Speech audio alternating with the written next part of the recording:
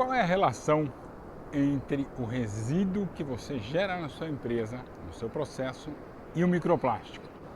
Qualquer que seja o seu método produtivo, qualquer que seja aquilo que você vai fazer, se você vai fazer um projeto de engenharia, vai trabalhar num hospital, vai fazer uma casa, um pneu, não importa o que você faça, sempre você vai ter um resíduo. Então, no seu processo, você consome energia, água, matérias-primas e você gera o seu produto, por exemplo, o seu projeto de engenharia. E uma forma de resíduo, que pode ser sólido, líquido, gasoso ou os três. Se ele for um resíduo sólido, aqui no Brasil a gente classifica de duas maneiras. Ele é o classe 1, ou perigoso, alguma coisa como o cromo 6, mercúrio, ou ele pode ser um resíduo classe 2, que você até pode reciclar, como por exemplo sobra de construção. Você passa na rua e vê aquelas caçambas com as sobras de construção, então aquele é um resíduo que não é perigoso, você pode reciclar, você pode manusear sem muito problema com ele. Bom, o que acontece é que quando o pessoal começou a fazer plásticos, lá na década de 50, ninguém imaginaria que aquele plástico gerasse um tipo de resíduo. O que acontece é que o plástico vai sendo quebrado, ou se você lavar um plástico com água quente, alguma coisa assim, ele arranca partículas e essas partículas acabam parando no mar. Então, esse tipo de plástico é chamado de microplástico. Ao longo dos últimos 20 anos, o pessoal começou a estudar esse microplástico e aí, de acordo com o tipo de estudo, ele é considerado como sendo menor que 5 milímetros, ou seja, se você pegar uma régua ou uma escala, você vai olhar lá 5 milímetros, 3 milímetros ou 1 milímetro, tudo isso é considerado microplástico, um pedacinho de plástico muito pequenininho. Então, se você está andando na praia, você olha e vê uns pedacinhos brancos assim, uns pedacinhos, isso é um microplástico, aquilo acaba vindo para cá. Então, como ele é de plástico, ele não se dissolve na água do mar, ele simplesmente vai quebrando ao longo do tempo e ele vai diminuindo de tamanho. Vários estudos já mostraram que esse microplástico já está dentro daqueles seres como mexilhão, ostra, próximos aos centros urbanos. Então, na Europa, o pessoal já faz as contas que o europeu que come frutos do mar, peixe, daquela região em volta dele mesmo, come aproximadamente um cartãozinho de crédito ou um cartão de débito por ano de plástico. Essa é a quantidade que o pessoal estima que seja ingerido pelas pessoas que moram nesses centros muito grandes, nesses centros urbanos e que tem uma geração de plástico muito grande. Então, o plástico sai da gente, das nossas casas ou das empresas, entra no rio, no mar e depois os seres acabam absorvendo, a gente vai lá, come esse mexilhão, essa ostra, esse peixe e que tem microplástico e esse plástico volta para a gente. Repara só, mesmo uma calça jeans, aquela calça de brim da gente, ela tem lá algodão e uma parte da calça de jeans ela tem um poliéster, ela tem um plástico ali.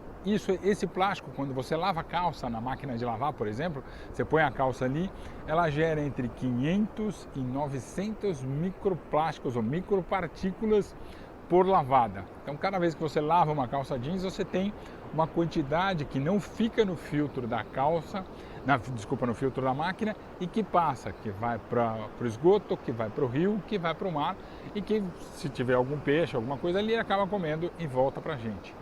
Então, o microplástico é um problema praticamente mundial. Então, o microplástico, ele vai para o mar. Quando ele vai para o mar, ele acaba sendo distribuído, não igualmente, mas mesmo nas áreas mais desérticas ou com a área com muito pouca gente. Por exemplo, aqui na Ilha Comprida, não tem ninguém ou muito pouca gente nessa região. Se você olhar para um lado, da Ilha Comprida, e se você olhar para o outro lado, tem muito pouca gente. No caso aqui, a gente escolheu um lugar que não tem ninguém. E existem dezenas de quilômetros assim. Bom, mesmo nesse lugar, você tem muito lixo plástico, você tem muito lixo em volta de mim. O que acontece é que o lixo gerado em outros lugares acaba dando à praia e vindo para cá. Nesse processo que o plástico, o saco plástico, uma embalagem vai para o mar, ele vai se quebrando e formando pequenas partículas. Essas pequenas partículas, então, são microplástico, né? Esse é o grande problema.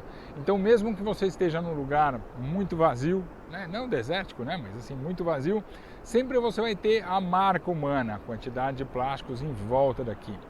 Os estudos já mostraram que existe microplástico no sal de cozinha.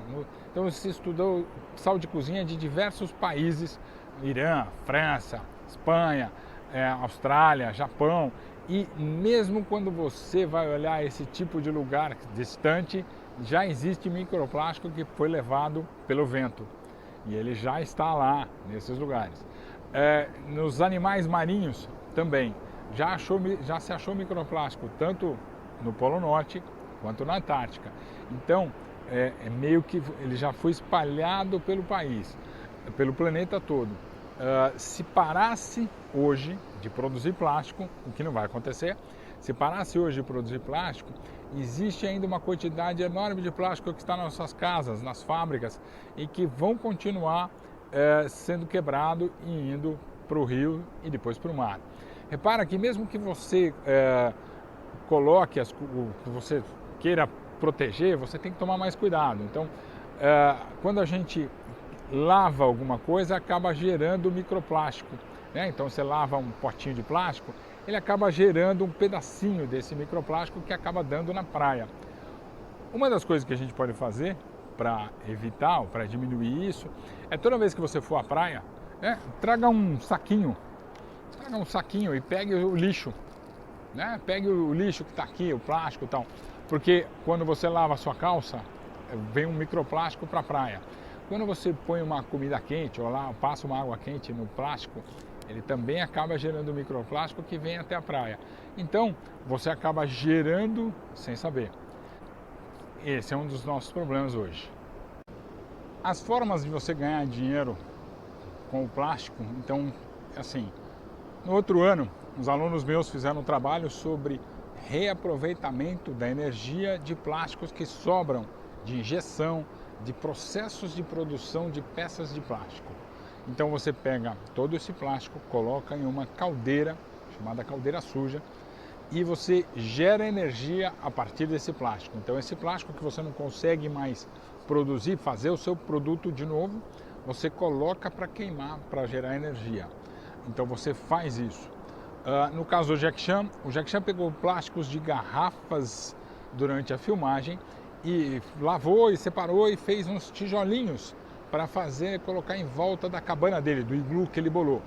A outra forma que você tem para ganhar dinheiro é fazendo selos ambientais. Então, se você pegar todo o seu processo e garantir que esse plástico vá para um caminho bom, como por exemplo, como os meus alunos estudaram, para gerar energia, você tem um selo ambiental.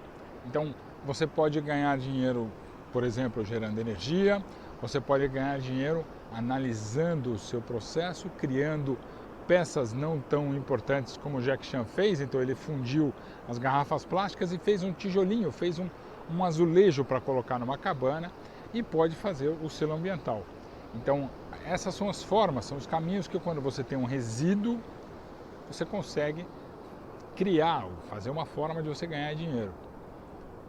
O meu nome é Jean de Paola e eu vou te ensinar a ganhar dinheiro com as suas ações ambientais.